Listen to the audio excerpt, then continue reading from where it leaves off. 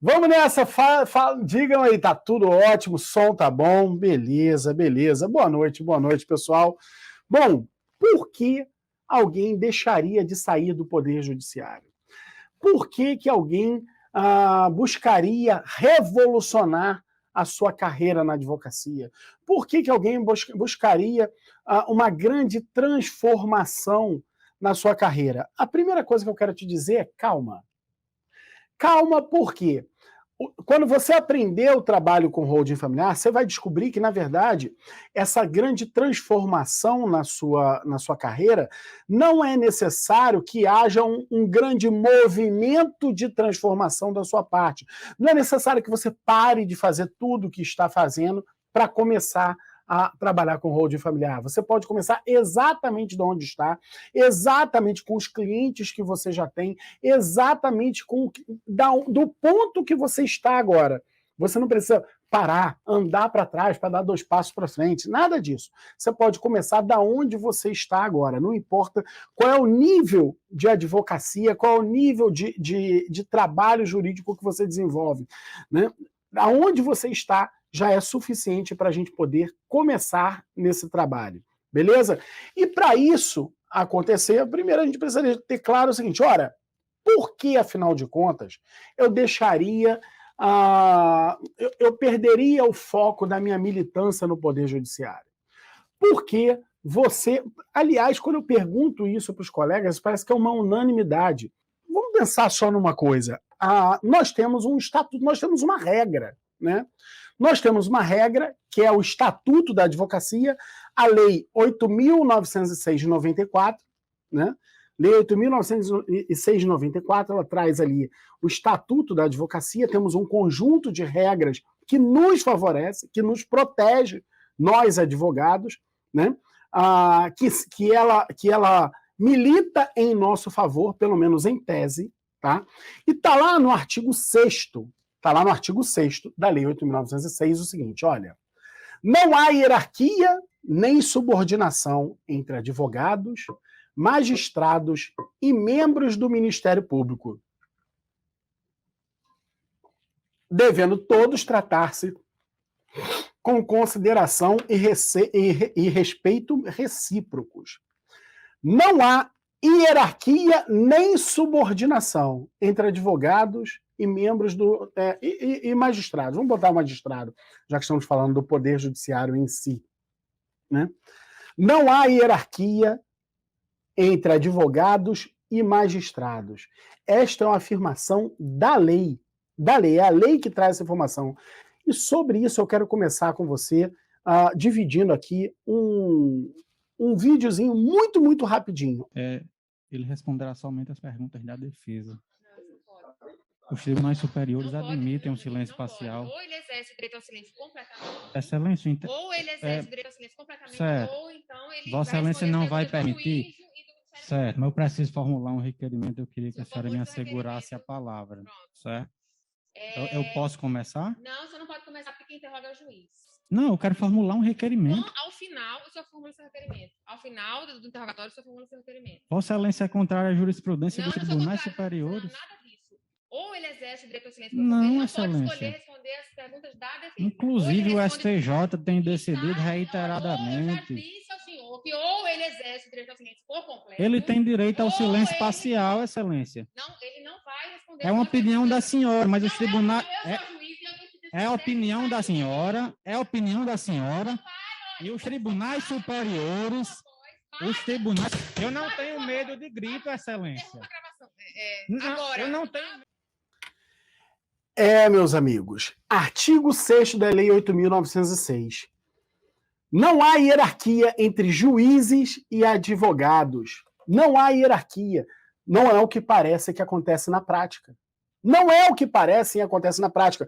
E veja, alguém aqui acha que esse é o tipo de caso isolado?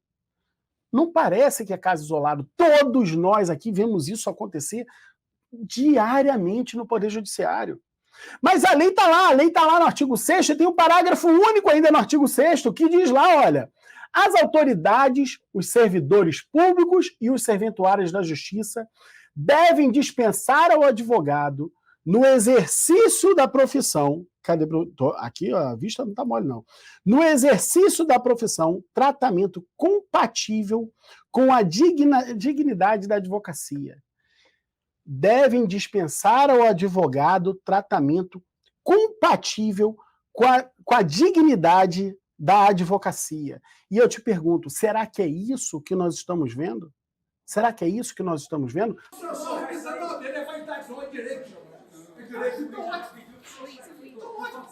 Tiro, me algeme e me leva. Foi essa a ordem dela. Cumpra a ordem dela. Pronto. Então me algeme. Então me algeme daqui.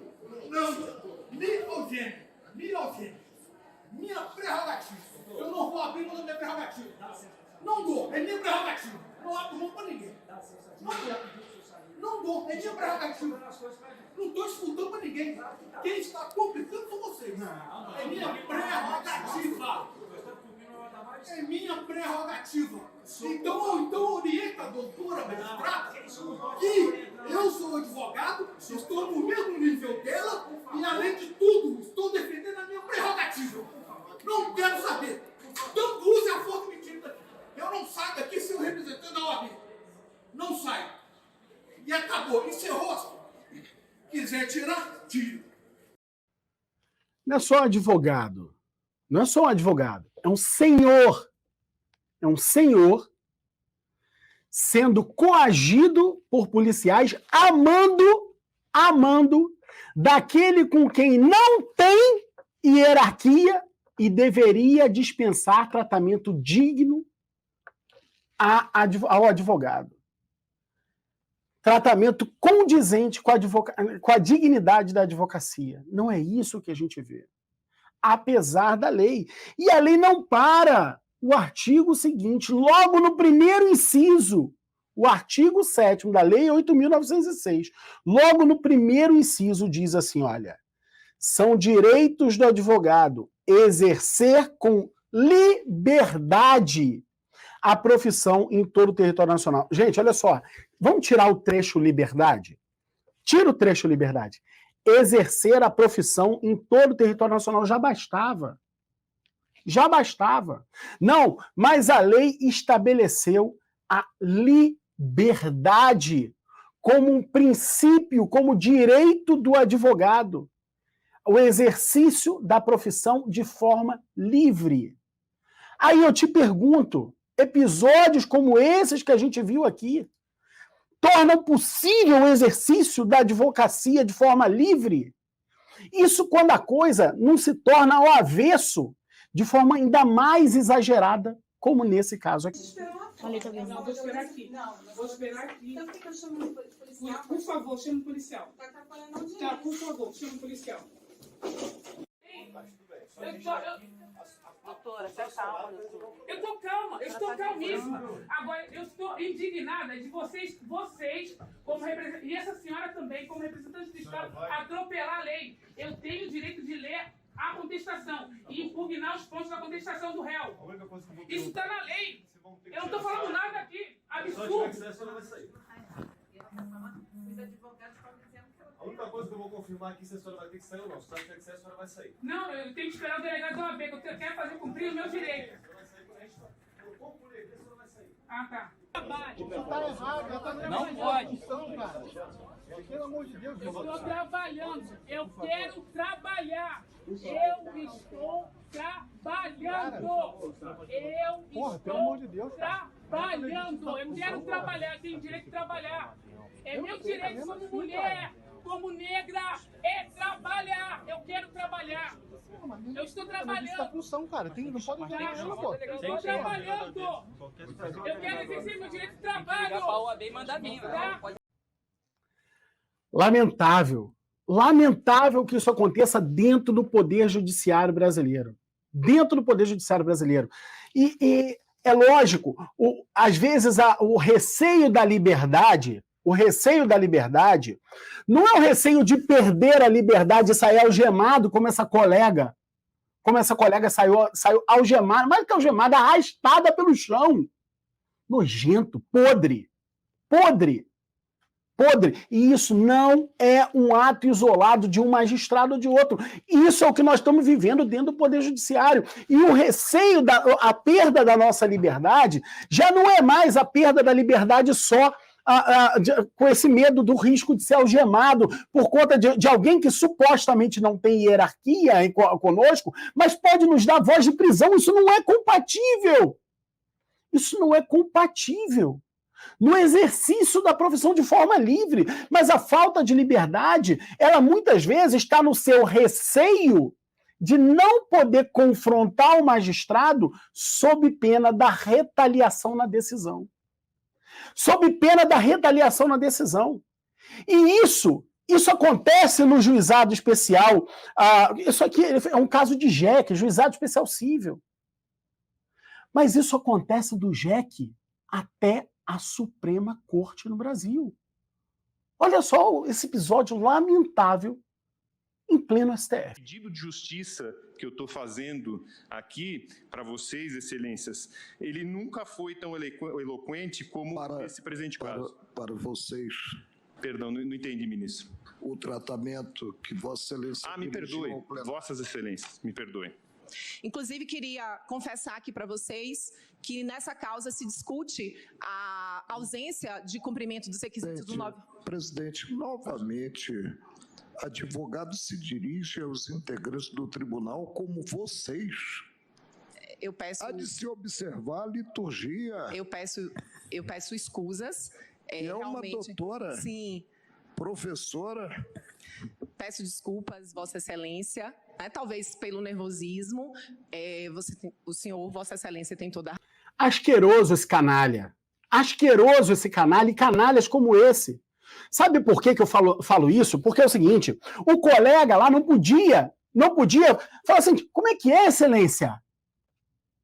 Vossa Excelência não é o dirigente dos trabalhos. Essa casa tem presidência. O senhor, para reclamar do advogado, primeiro deveria falar, Excelência, pela ordem. A primeira coisa que deveria o ministro Marco Aurélio falar é pela ordem. Como interrompe a sustentação oral do advogado e coloca em risco a própria defesa realizada pelo advogado para humilhar de forma escrota, de forma asquerosa. É isso que a advocacia está agonizando dentro do Poder Judiciário.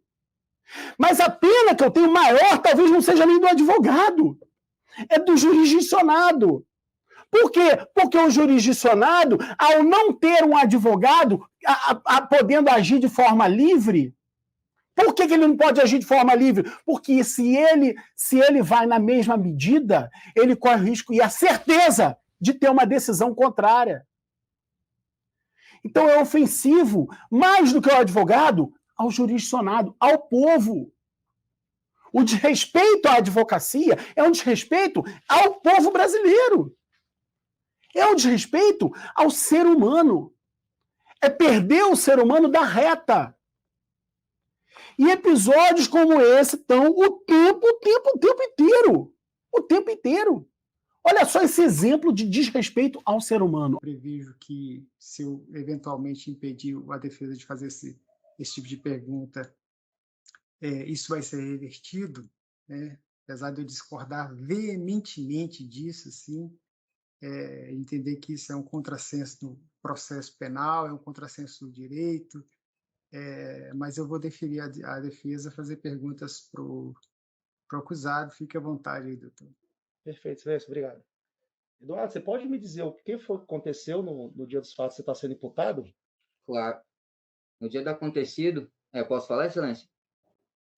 Paz, eu já te falei, você fala se você quiser. Você está gravando aí, eu não tô nem prestando atenção no que você está falando. Tô trabalhando. Esse sujeito, com esse desrespeito ao ser humano, tá? Com esse desrespeito ao jurisdicionado, repara só num detalhe, o que fica ali da mensagem final dele.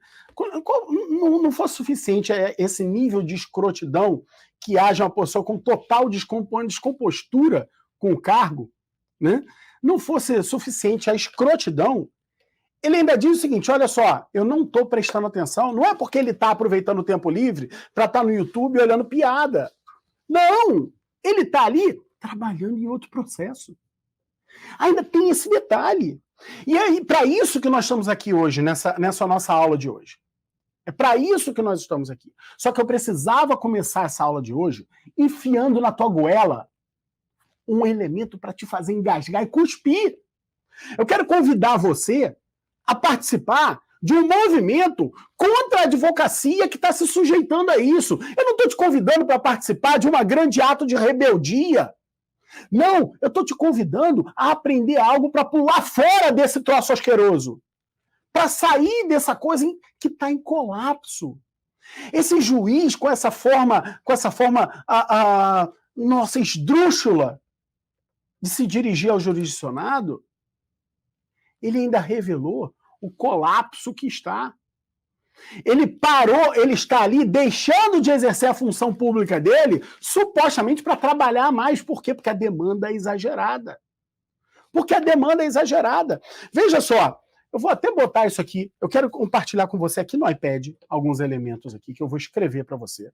Porque, veja, você precisa lembrar o que nós vivemos todos os dias. O que a gente vive todos os dias é um poder judiciário que tende a ir cada vez mais para o buraco, porque está em colapso. Eu lembro do professor Carlos Lessa, lá na UFRJ, na época que ele foi reitor da UFRJ, e eu estava lá como estudante nessa época, e ele dizia assim, ó, em casa que falta pão, todos brigam e ninguém tem razão. Então, quando na casa tem motivos de discórdia, tudo vira briga. Tudo vira briga e ninguém tem razão. E o Poder Judiciário, a questão principal é que o Poder Judiciário está em colapso. Hoje, depois da pandemia, o mundo inteiro sabe o que é um sistema em colapso. O que é um sistema em colapso? É quando você tem 10 leitos e tem 20 pessoas morrendo asfixiadas, precisando respirar. Ok? Isso é colapso. No Poder Judiciário, o que é colapso? É quando você tem 10 juízes dando 10 sentenças por dia cada um, e a cada dia entram 100 casos novos na vara dele. Isso é o Poder Judiciário em colapso. E só para você ter muita clareza dessa análise, tá? Com base em dados que a gente puxa do CNJ, acompanha só uma coisa aqui comigo. Há 5 anos,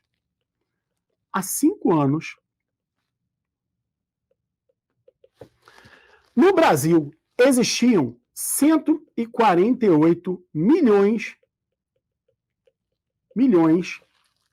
de processos em andamento. Há 5 anos. E existiam, naquela época, 16 mil juízes. Repara só, isso dá uma relação de 9 mil juízes para cada... Oh, desculpa, quem dera. 9 mil processos para cada juiz, certo? 9 mil processos para cada juiz. Naquela época, há 5 anos atrás, o Brasil tinha 800 mil advogados. O Brasil tinha 800 mil advogados.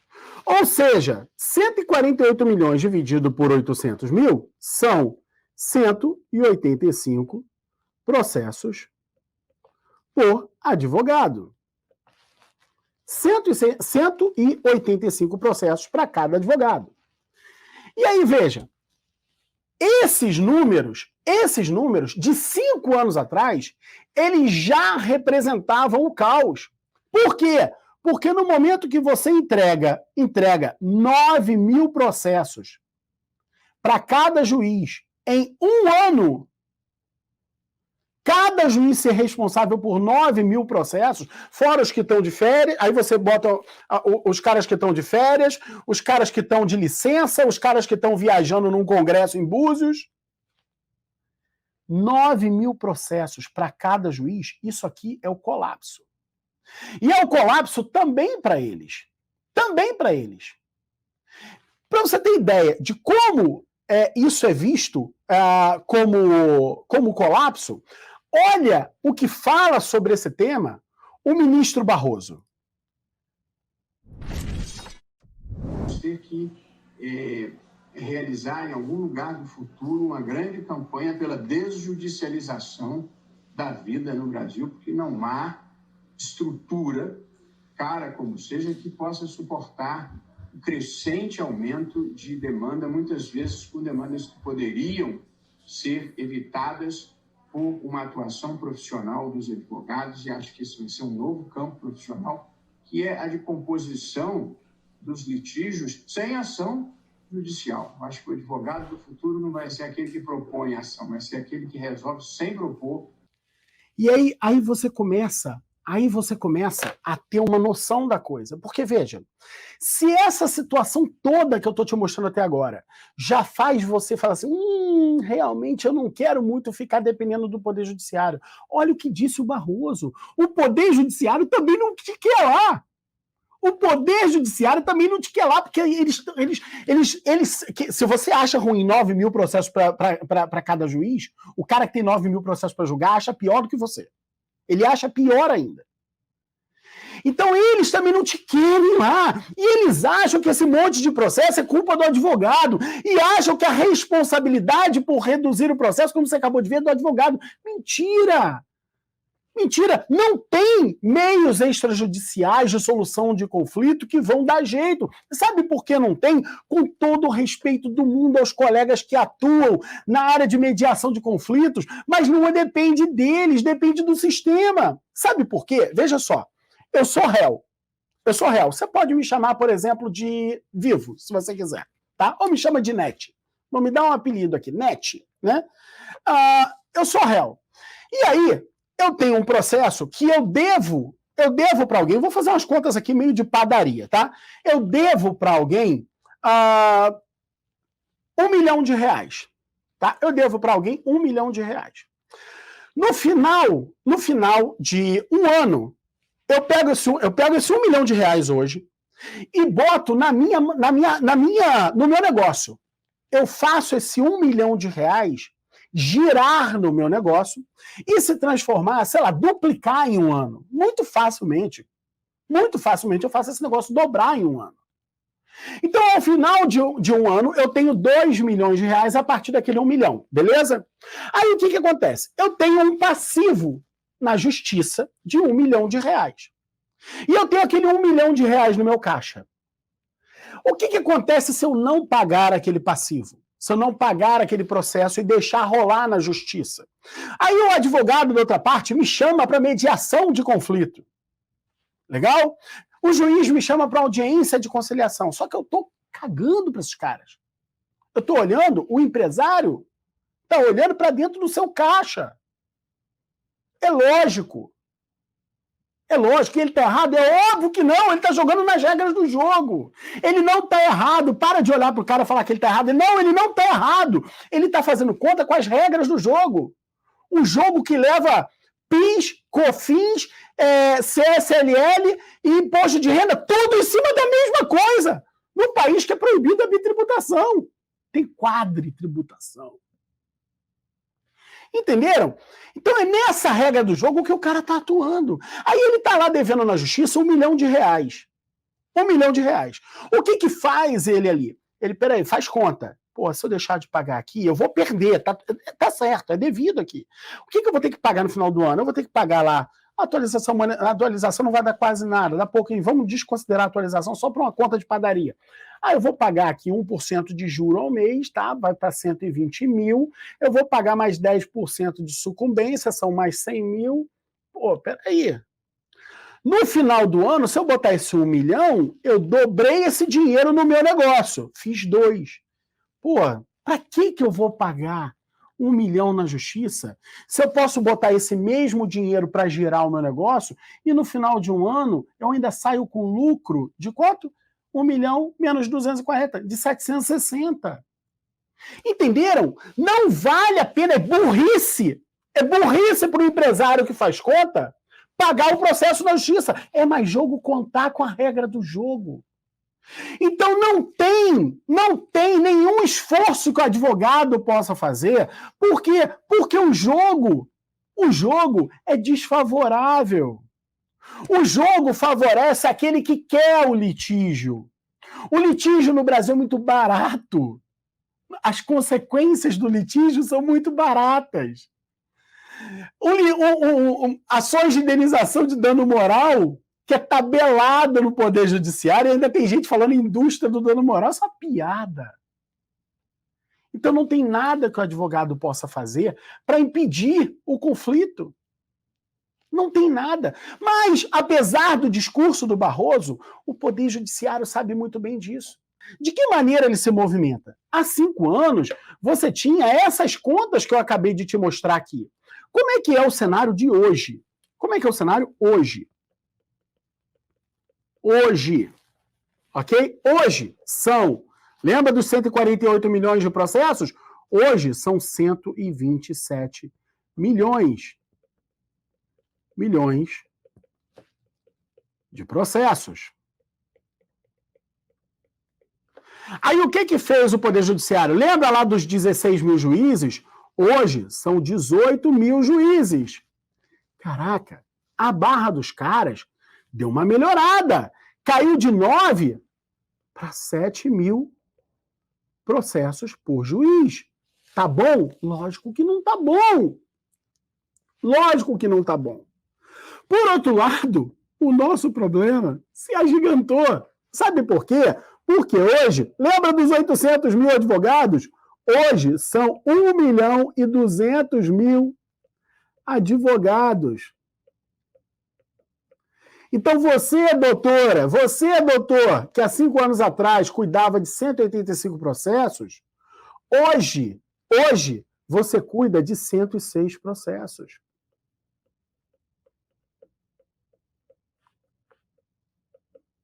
São 106 processos por advogado.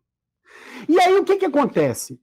Diante desses números, gente, você tem elementos para olhar, para ter uma perspectiva do que pode ser a sua carreira daqui a novos 5 anos.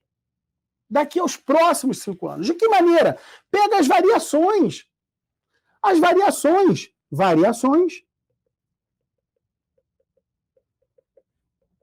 Para estimar 5 anos. Então, veja, o número de processos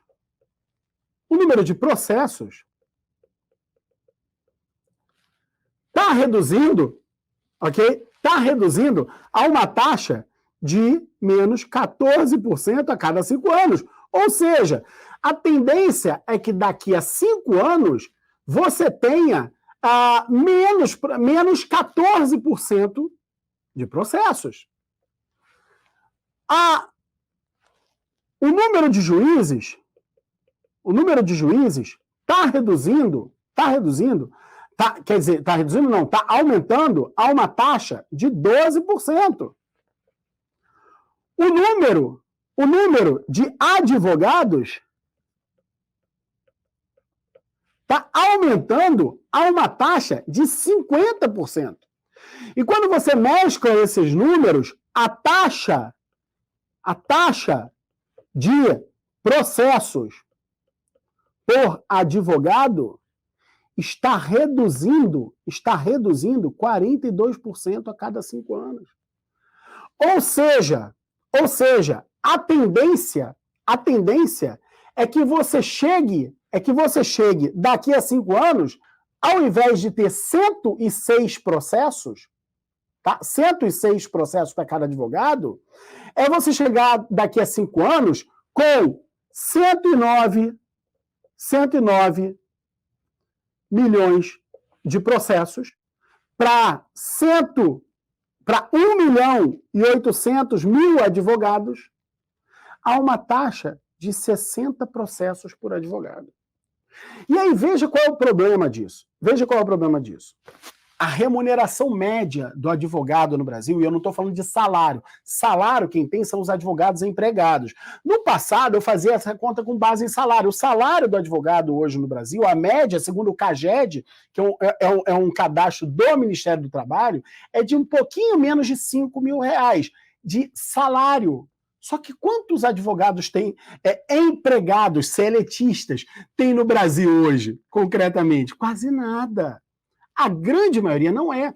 A média de remuneração, a remuneração média do advogado, ela é de R$ 3.500 por mês. E aí, veja, se cada processo que você atua, ele te paga, se todos os processos do escritório que você está, cada processo que atua, ele te paga, é só você fazer essa conta de hoje. 3.500 divididos pelos 106 processos. Ou seja, hoje você está recebendo R$ 33 por mês em cada processo. E o problema que a gente vive é que se daqui a 5 anos você baixar para 60 processos, 60 processos, vezes os mesmos R$ 33, isso aqui vai dar uma remuneração média do advogado de R$ 1.980. R$ 1.980. Isso é surreal. Isso é surreal. Eu cheguei a brincar uma vez numa jornada, eu mostrei essa imagem que eu quero dividir com você aqui, é o seguinte, que para ganhar o advogado ganhar R$ 2.000 por mês, é melhor ele instalar ventilador de teto e copiar o Andersinho. Olha lá o que fez o Andersinho. Ele cobra R$ 135 para instalar um ventilador de teto. Se esse cara instalar 2 ventiladores por dia, ele ganha R$ 270. Se ele trabalhar só 10 dias por mês, ele já está ganhando bem mais do que o advogado pode estar ganhando daqui a 5 anos. O que eu estou querendo te mostrar aqui é que a gente construir esse movimento em prol de uma advocacia que fuja do poder judiciário é o elemento central para a gente poder crescer na nossa carreira. A hierarquia que existe, pessoal, é uma hierarquia social, porque veja só, no país em que o advogado ganha 3.500 e o juiz 25.000, é lógico que tem hierarquia. É hierarquia social. É uma hierarquia social, goste você ou não. Tem hierarquia social. A questão toda que nós precisamos entrar aqui é o seguinte: como que a gente sai disso? De que maneira a gente sai disso? Primeiro passo para poder sair disso, para romper com isso, porque a ideia dessa aula aqui, sim, era te dar um choque. Mas também eu não estou aqui para ser só o cavaleiro do apocalipse. Beleza? Eu quero te dar o norte para poder sair disso. Eu podia estar me limitando a falar algum tema aqui sobre holding familiar específico, a parte técnica e tudo mais e tal. Só que nesse momento, eu quero conversar com seres humanos. Ser humano, você, entendeu? Que tem família, que trabalha, que acorda cedo, que dorme tarde, que tem gente para sustentar dentro de casa, que tem gente para cuidar. E usa essa jossa aqui como ferramenta. Então, a maneira que eu tenho de honrar o seu tempo, acredite você, é espantando aqueles que falam assim: não, eu só estou interessado mesmo em saber a questão técnicazinha lá de como é que eu faço para construir célula, não sei o que e tudo mais, a holding A e todo o sistema.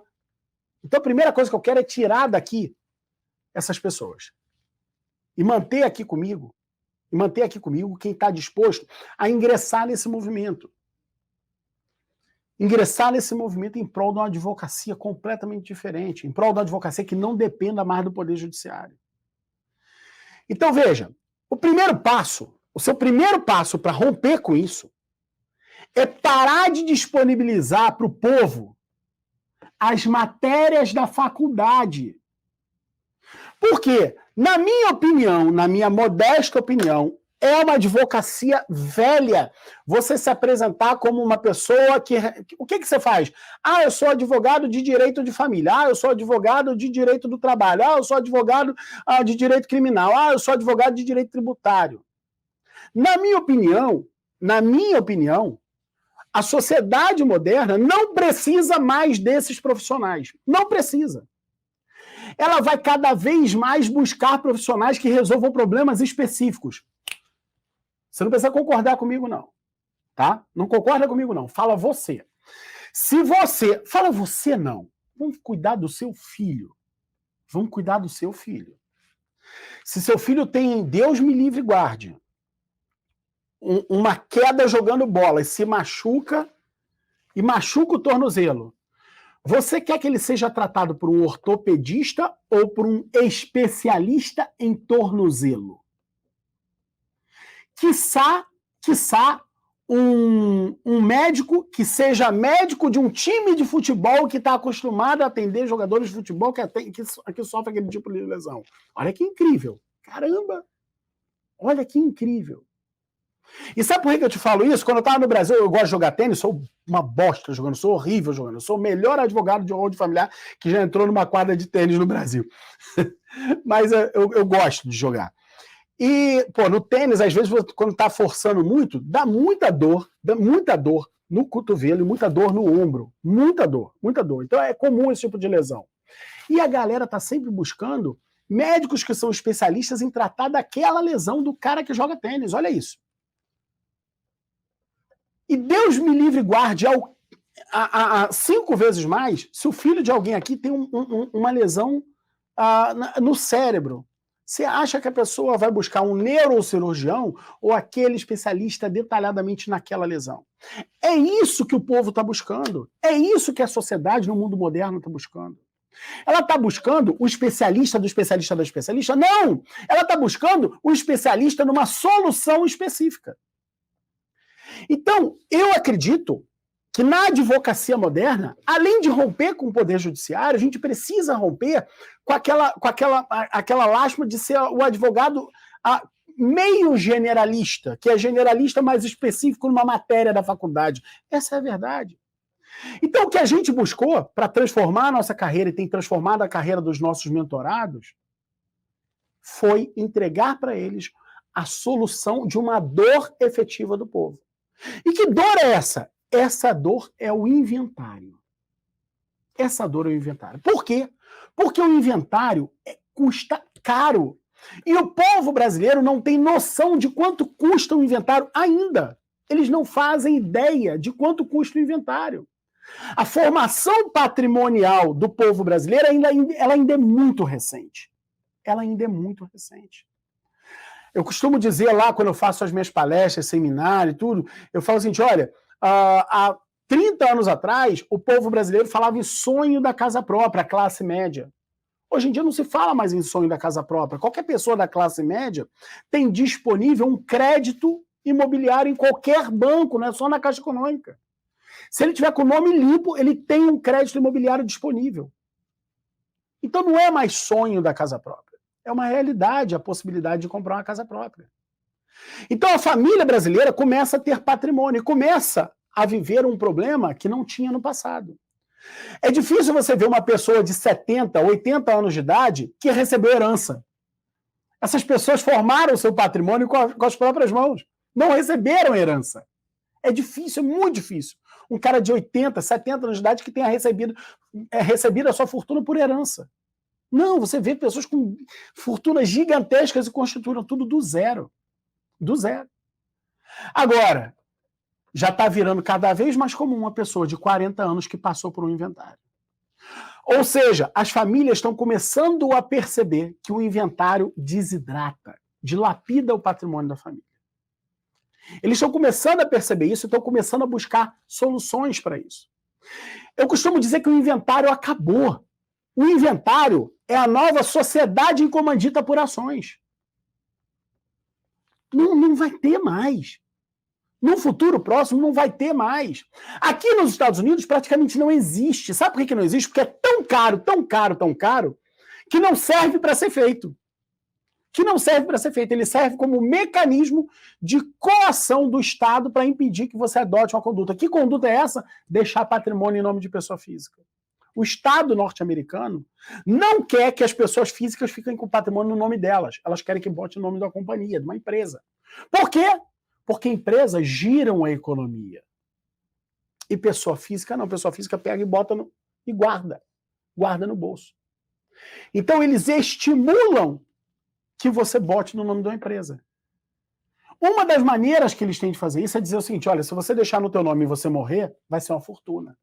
Então, o imposto no Brasil que custa até 8%, aqui nos Estados Unidos é 40%. É 40%. E tá achando que é caro? No Japão é mais caro, ainda é 55%. Na Suíça é 50%. Ok? Então, isso são meios que estados têm de potencializar a sua economia.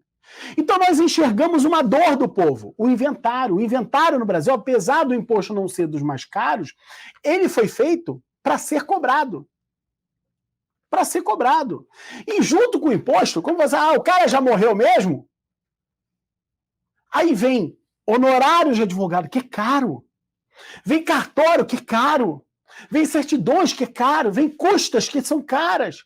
Ah, mas dá para fazer fora do Poder Judiciário. Sim, mas tem custas. Tem custas de qualquer jeito em 2 cartórios. O da escritura e o de registro de imóveis. Muitas vezes as famílias não têm dinheiro para pagar isso, tem que vender o patrimônio. E muitas vezes ele tem que sair da casa que foi criado com os pais.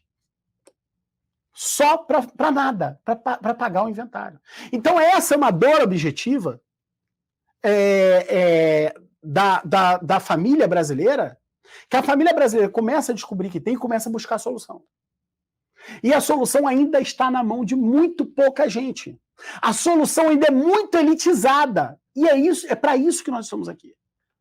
Para começar a tornar essa solução mais ao alcance de qualquer pessoa. Essa é uma solução que até então só era dada pelos bilionários, pelas grandes fortunas. Só que hoje, meu amigo, minha amiga, tem a internet. E através disso aqui, tem meia dúzia aqui de 600, 700 pessoas que passam e entram, saem, tudo mais, que estão aqui focadas em descobrir essa solução. E é essa solução tão rara, tão especial e que atende tanto a família brasileira que acaba levando advogados a romper. Por quê? Romper com o Poder Judiciário. Por quê? Porque nenhum dos atos da atuação com holding familiar depende do Poder Judiciário. São todos atos extrajudiciais. Em via de regra, sequer são atos privativos de advogado. Registre-se. Então nós temos colegas que são estudantes de direito e já estão começando a trabalhar com isso.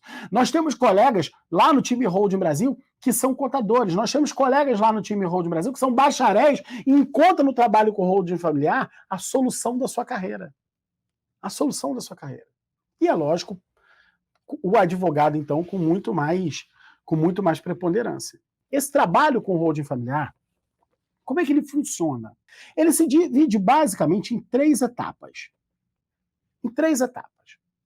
A primeira etapa é uma sessão de viabilidade. Ah, mas é um atendimento? Não, isso aqui não é atendimento. A sessão de viabilidade é um espaço quase que uma anamnese, o equivalente a uma anamnese lá no pessoal da medicina, mas muito mais do que isso. Mais do que só a anamnese, é onde a gente começa a fazer os primeiros diagnósticos da família e da relação patrimonial para saber que modelos, porque são vários modelos possíveis de holding familiar ser implementado, que modelos são possíveis de entregar para aquela família. Passada a sessão de viabilidade, o passo seguinte é realizar um croquis estrutural, que nada mais é do que um projeto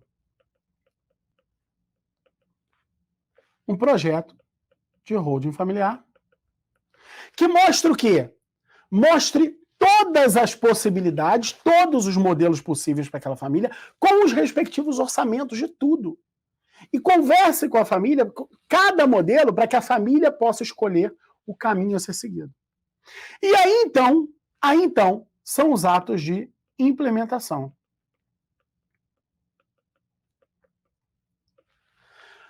A parte boa, para você e para o cliente, é que cada etapa dessa, o cliente vai te remunerar, é claro. Para cada etapa dessa, o cliente vai te remunerar. E a parte boa para o lado do cliente é que ele não vai precisar te remunerar com uma fortuna para fazer a holding dele antes de passar pelas primeiras etapas. Então, veja, vamos fazer uma conta aqui. Se você faz em um mês, 3 sessões de viabilidade. 3 sessões de viabilidade.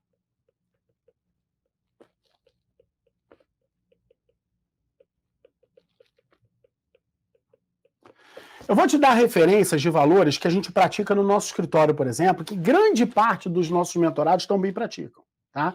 O valor de uma sessão de viabilidade no nosso escritório, ele é de R$ 1.600.